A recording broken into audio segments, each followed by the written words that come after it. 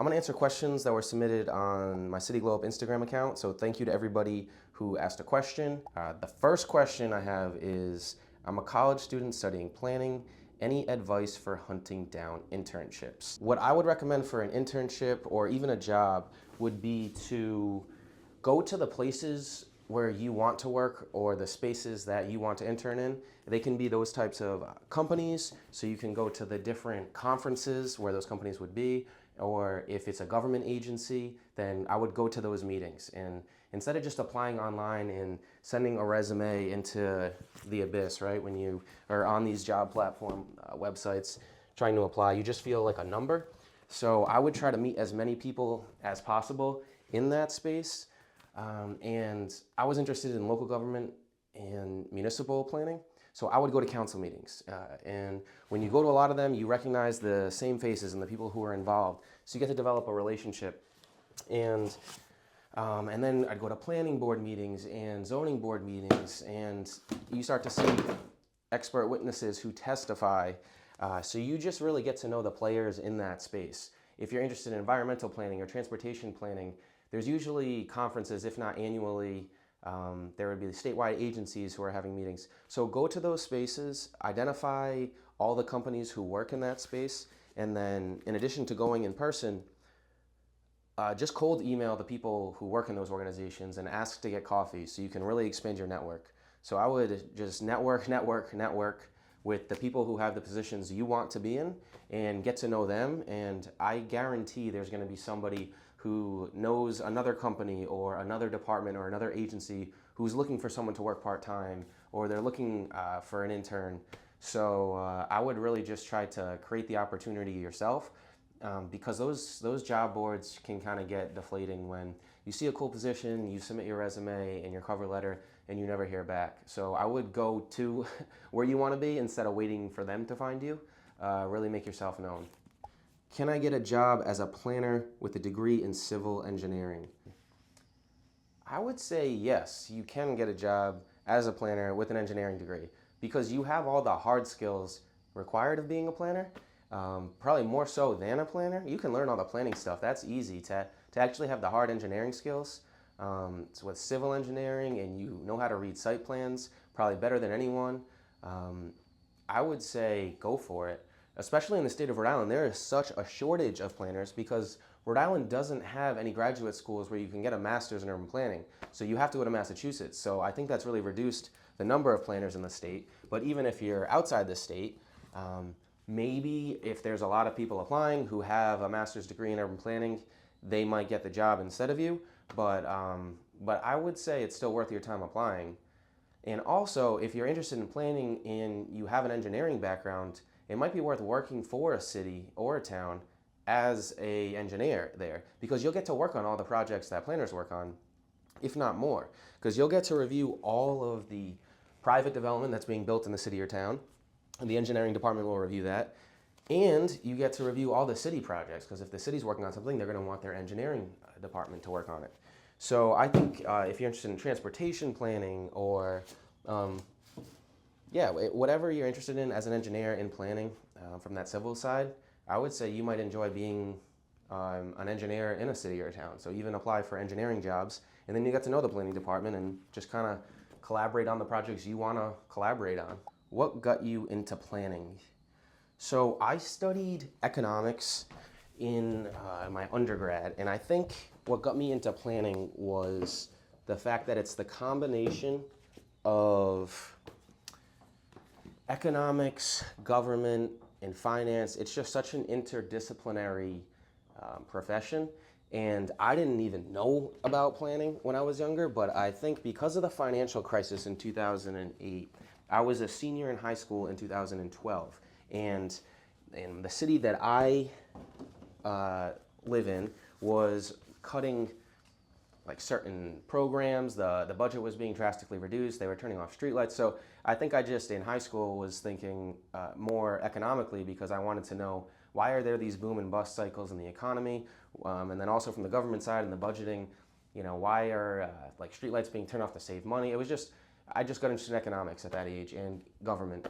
So I wanted to work in the private sector first before working in government. So I worked in banking, And again, at this point, I'm in my 20s and I still didn't really know the planning field existed. But I was going to city council meetings a lot. So then I got to see, all of the larger projects in the city of what's being built where the planning department would be involved in at those council meetings, especially with the zone change, right? We're going to change this zoning to allow this type of development to happen. So I thought, all right, that's a pretty cool department I didn't know existed. And then when I was appointed to the Economic Development Commission of the city, it's staffed by the planning department. So then once a month we meet as a commission and I would get to learn about, again, what's being built where in the city. And then you get to see the site plans and it's kind of exciting. Like, this department knows what's going on, all the changes and all the improvements to the city. So then I started thinking seriously, all right, instead of getting an MBA and staying at a bank, if I'm gonna get a master's degree, then maybe I should do it in planning, and really now's the time to pivot and get into planning. So that's what I did, and I applied to different schools. And at first when I looked at it, I thought it was just way out of reach because it's just so expensive, graduate school, but at least planning is only 2-year programs. So I applied kind of everywhere, and I was able to get into the schools I wanted to go to, and Tufts ended up being the least expensive for me. So I was able to get a scholarship there and work full-time and pay as I went to Tufts on a part-time basis, and I was able to finish it in 3 years. So that worked for me, and that's really how I got into it. I learned about it in my 20s by going to the council meetings, going to the events and organizations, and things I was interested in, discovered it, and then talked to a bunch of planners and talked to people in and around the industry, and that's how I really got into planning. What recommendations do you have for someone who is looking to go into planning? All right, so I would recommend, similar to what I recommended for kind of how I got into planning and for someone interested in an internship, I would talk to people who are in and around the industry. So don't just talk to city planners. I would talk to, if you're interested in development and land use, talk to attorneys, talk to developers, talk to architects, talk to engineers, and learn about their experience in the built environment and see which area of that makes the most sense for you, that you're interested in. And then also read a lot, just read in general on, again, topics you're interested in. If you're interested in housing, the environment, transportation, just try to be well read in that field so you can understand what people used to do in the field, and then kind of the modern best practices. Think about ways you agree with it, disagree with it, and just become more familiar with these things. I think also what would be really helpful is if you're interested in planning, start observing even more. So what I would do is go to a place you like and write down the characteristics of why you like it, and then go to a place that you don't like. This could be a park, it could be a street, it could be a building, and then write down the reasons why you don't like it. Maybe it's because there is, it's a big road that's just impossible to cross. It's the least pedestrian-friendly road there. So you just kind of hate this road, and what about it? It's noisy, there's no trees, it's desolate, there's no businesses, the road's too wide, it's impossible to cross. Just write down those characters, become really observant of how people interact with the built environment and that space. And do the same thing for a place you like, and I think you'll get into that practice of just observing the built environment and learning ways you can improve what you think doesn't make it a good place, and really see how people interact with the built environment and how you can improve it, and I think that'll just make you a better planner. What do you think of continuous sidewalks at small unsignalized crossings? Yeah, I like continuous sidewalks. I think it's better for accessibility. I really enjoy them too from the perspective of traffic calming. It makes sense to me that it shows who's prioritized at an intersection. So when you're walking, you see that the material of the road, if it's concrete or if it's brick, you can just keep walking because it looks like you have the right of way and the pavement for the cars stops. So then if you're the driver, you see it and you're thinking, okay, my pavement stops, there's a different material there, it's a continuous sidewalk. I need to stop because I'm crossing over the pedestrian's right of way. Instead of, if it's not continuous, then it feels like if you're the pedestrian, you're crossing over the car's right of way. So yeah, I think it's a good tool for safety and Also, aesthetically, I think it looks better. Even if it's a raised crosswalk, if it's at grade of where the pedestrians are, then again, it's just a nice, continuous, accessible way to cross a street if you're not in a car. So it just makes it easier for those users of the road. Best city in Germany.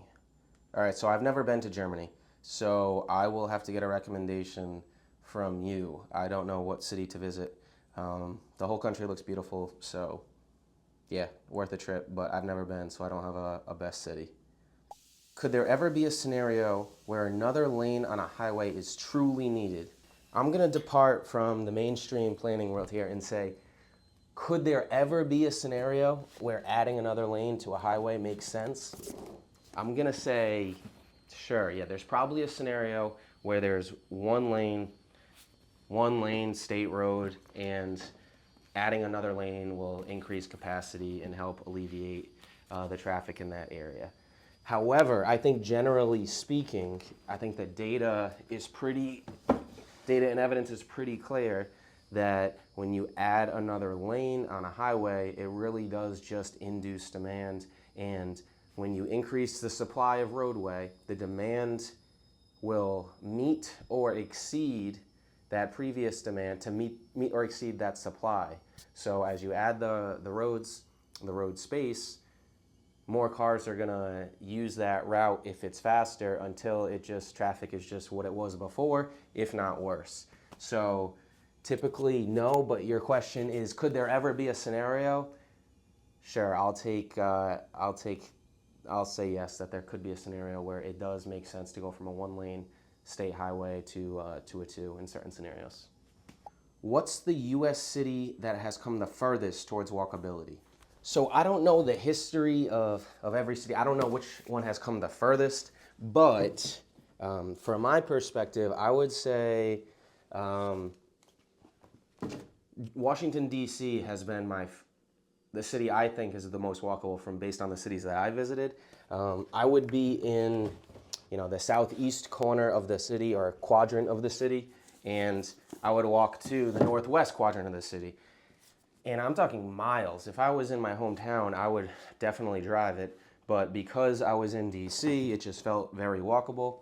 I wouldn't even take the metro. I would just enjoy walking more. So, I mean, they have good public transportation there.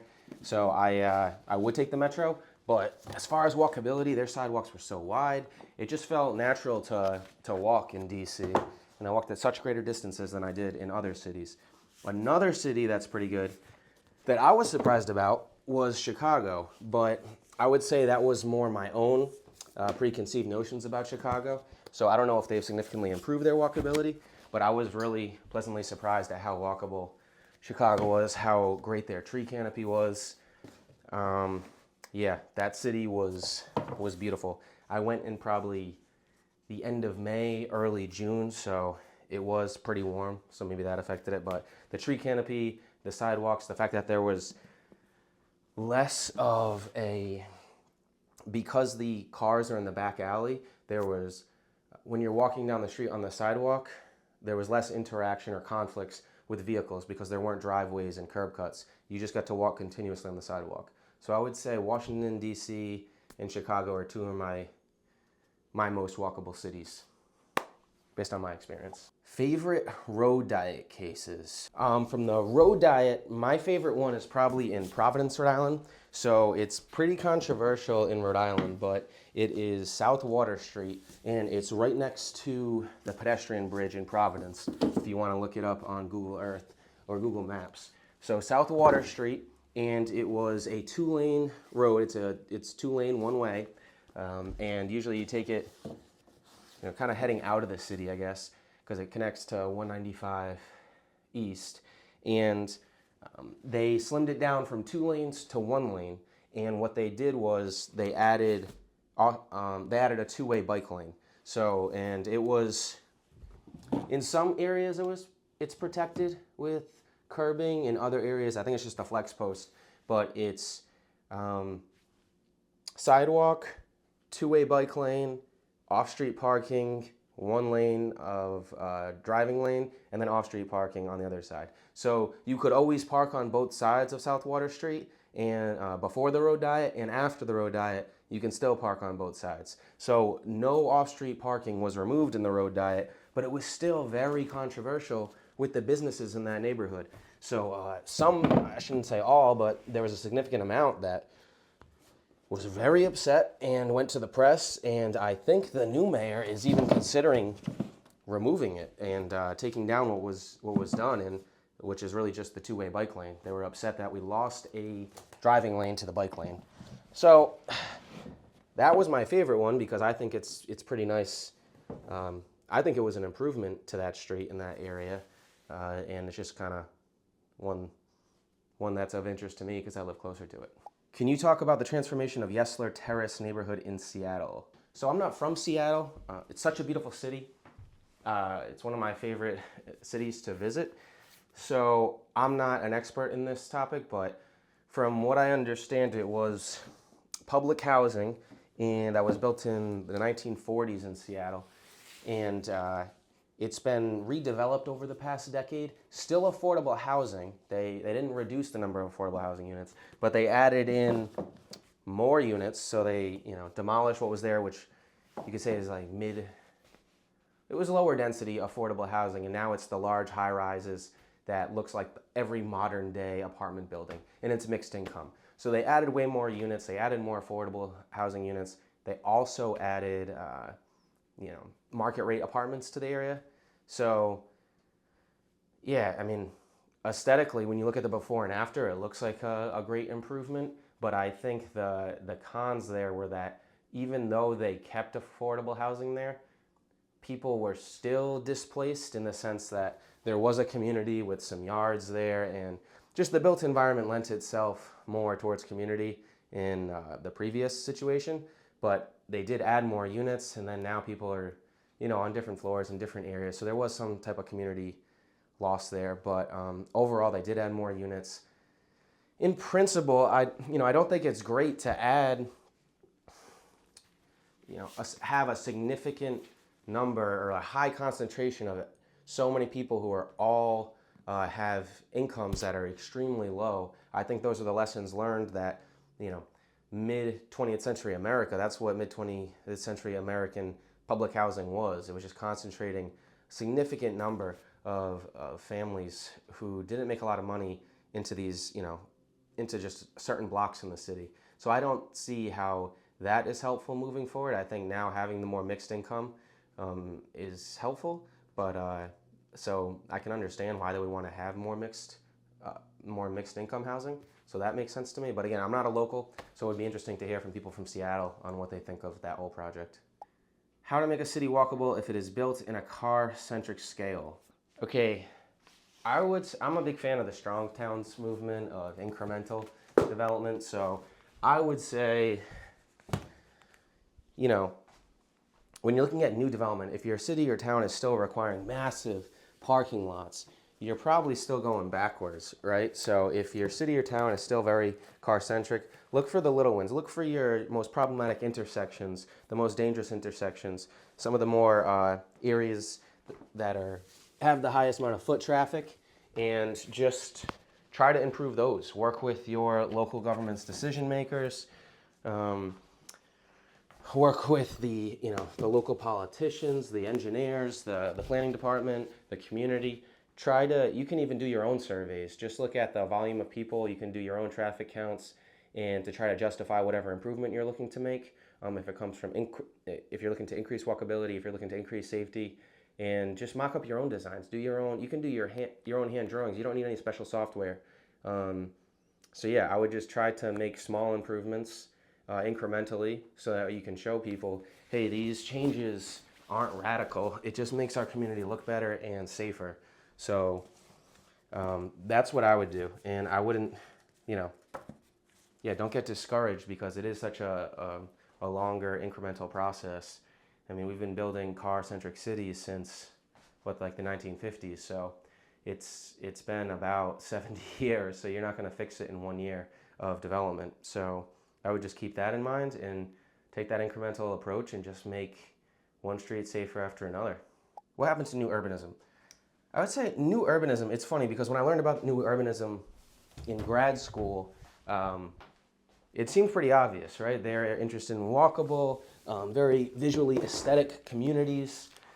So, mixed use, open space, transit-oriented development. It's all things that are kind of common sense now, but I think in the 1980s, it was more revolutionary. So I think most planners have adopted that type of mindset. But when it comes to new urbanism, a lot of times you'll see a new urbanist community.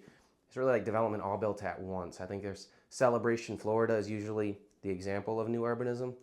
So I think it's criticized now as just it's less incremental and it's more let's build an entire neighborhood all at once. And that's probably not the best way to do things. So a lot of times it just looks at like a really nice suburb that tries to mimic what a cool old New England town used to look like back in the day.